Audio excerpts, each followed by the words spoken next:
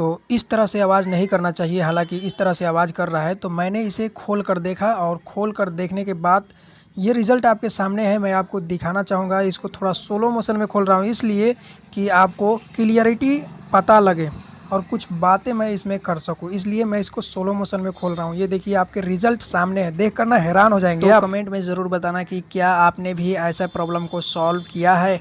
अगर सॉल्व किया है तो कमेंट में ज़रूर बताना। ये देखिए, ये जो इंजन का जो बोल्ट है वो खुलकर आपस में यहाँ पे निकलने से आया है ना। अभी देखिए, आप समझ में लगे कसम। अब इसको निकाल दिया तो देखिए करेंगे नहीं टेंशन आएगा। तू कसल जाए।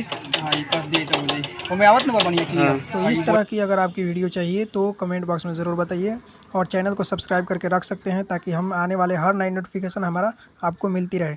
तो हम इसको इंजन के बोल्ट जो है कस के और वापस कर देंगे तो ये सही हो जाएगा। तो वीडियो कैसे लगा कमेंट बॉक्स में ज़रूर बताइए। लाइक से सब्सक्राइब जरूर कीजिएगा। Thanks for watching.